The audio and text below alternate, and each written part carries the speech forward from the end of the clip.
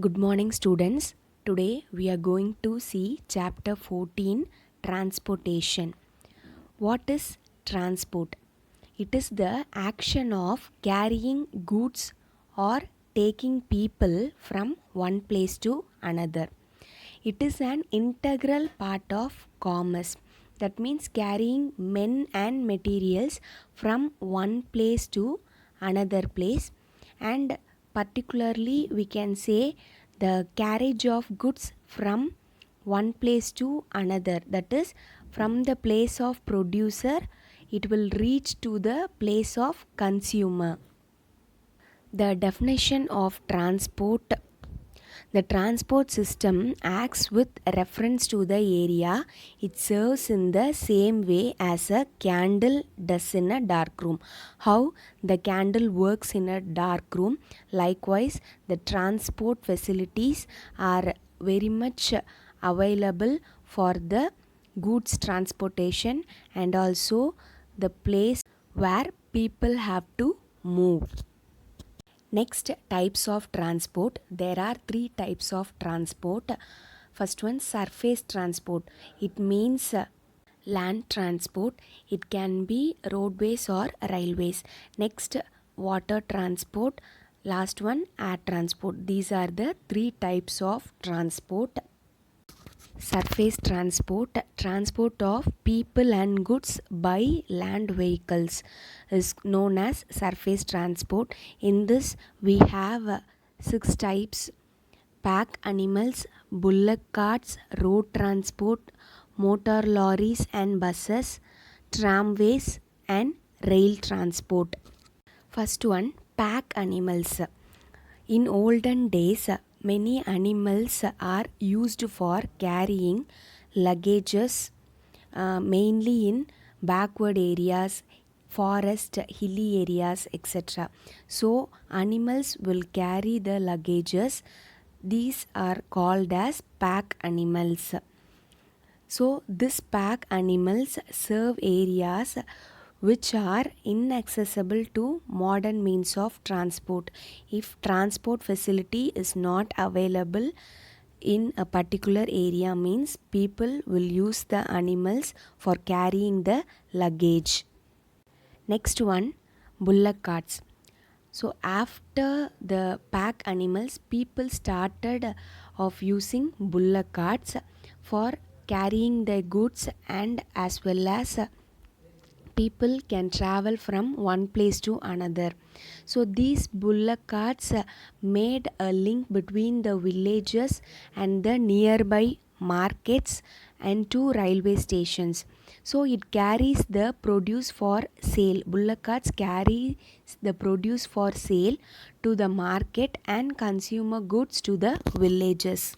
Next one, road transport.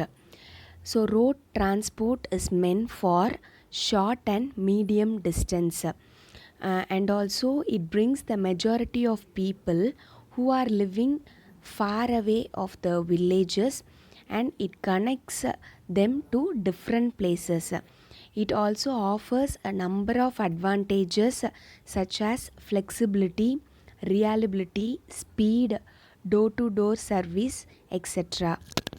Next one, motor lorries and buses.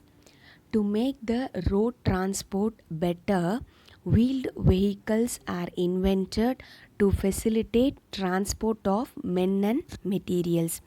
So these motor lorries and buses can carry larger number of people, as well as the greater capacity of goods. Later, the introduction of petrol engine vehicle as well as diesel engine vehicle, these both are offering a better competition to the railways. Next, tramways. In 1933, Madras city had tramways. So tramways, it is in the 19th century. It's a form of transport suitable for big cities, and also it is suitable for carrying larger capacity of goods. So tramways were initially horse drawn. later steam powered, and now electrically operated. Last one, railway transport. James Watt invented the steam engine. As a result, it revolutionized the mode of transport all over the world. We know very well railways are the cheapest and quickest means of transport, and also it can carry heavy goods over longer distance. For this railway transport, it requires a huge capital, construction of bridges, purchase of locomotives, etc. Rail transport stated to be important in the Industrial Revolution. Next, we can see the advantages of railway transport. First of all, railway transport can carry heavy and bulky goods over longer distance. Next, it can also provide long distance travel, that is day and night travel. Then the goods which are in the train are closed wagons and it will not expose to the sun, rain, etc. The goods will be very safe. Next, the operating expenses will be very low. So we can tell railways are the cheaper mode of transport. Then it requires less time while comparing to the motor transport. And railways has a very regular schedule of timing throughout the year. Last one, it provides unaffected services. Whether it is raining or thundering, it's not a problem. The trains will move on. Next, disadvantages of railway transport. So the initial investment is very large. Next one, it is inflexible. Suddenly the trains cannot operate in the other track. It has to move on in the particular same track. In rural areas, it cannot affect adequate traffic because of uneconomical operating cost. It also requires heavy investment for installation of tracks, maintenance facility, etc. Then if railways are not fully occupied, that is fully utilized, a heavy financial burden will be cast on the railway. Next, recent trends in transportation. Metro rail. Metro rail is a mass rapid transport system. It is a convenient, fast and comfortable mode of transport. Next, monorail. It is like a train, but instead of having two sets of wheels that balances on the railway track. So people mostly used to transport around large cities. Next, bullet train. High speed rail is a type of rail transport and it is very faster than traditional rail traffic. Then the first bullet train was operated in Japan in 1964.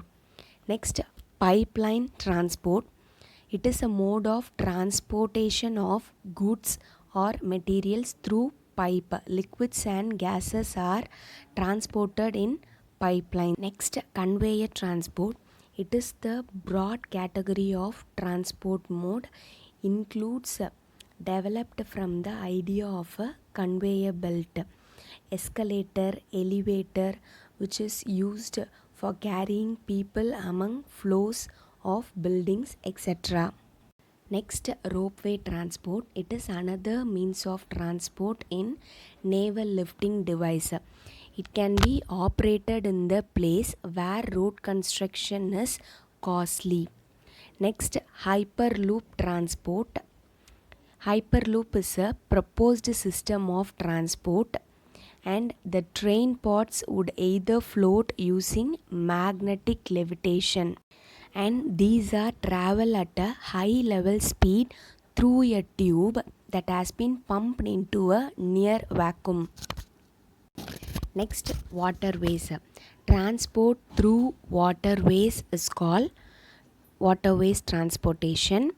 Then it has two types, inland waterways and ocean or sea transport. So, inland waterways consist of rivers, canals, and lakes. This inland waterways is also known as internal water transport. So, generally, small boats and steamers are operated on rivers to transport people as well as goods from one place to another. Where rivers are deep, large ships can also ply on them. Then, advantages of inland waterways. So, it is the cheapest mode of transport and there is lesser pollution in water transport. Then, it is more suitable for heavy loads. And investment on river services is much lesser compared to roads and rail services. Disadvantages of inland waterways. It is the slowest means of transport. It will not act quicker. Then it does not provide unaffected services, which means floods can cause during rainy season and lack of flow of water during summer season. So it does not provide unaffected services. Sometimes rivers also change their way. So it leads to uncertainty in the usage of this type of transport. Next, ocean or sea transport. So ocean or sea transport plays a vital role in development of economic, social and cultural relations throughout the countries, and it also plays a vital role in the international trade process. In ocean or sea transport, there are two types. One is coastal shipping, another one is overseas shipping. Coastal shipping, it is an important means of transport which serves in the cheapest form, and it can also carry bulky cargoes like coal, iron ore, etc. In this type, trade of a country is reserved for national shipping. In India, coastal shipping trade is reserved for Indian ships. Next, overseas shipping. It means passengers and goods have to cross ocean. Example, India export goods to other foreign countries. This will be divided into two types. First one, liner. So ocean liner, it is a passenger ship and used as a form of transportation across seas or oceans. It may also carry cargo. So they sail to schedule whether they have full load or not. In this passenger ship, many facilities are provided to the passengers. For example, regularity of service and luxurious facilities to passengers. So these are the specialities of liners. There are two types of liners, namely passenger liners and cargo liners. The second type of ocean transport is trams. These are essentially cargo vessels. They do not follow any timetable. They have no set routes also. They travel only when they get sufficient load, and they sail at any time and carry cargoes for almost at any ports. The major types of commercial ships: general cargo ship, bulk carriers, container ship, auto carrier, tankers, fishing vessels, oil vessels, passenger ships, ferry boats, tow and tug boats, and specialized ships. These are the major types of commercial ships.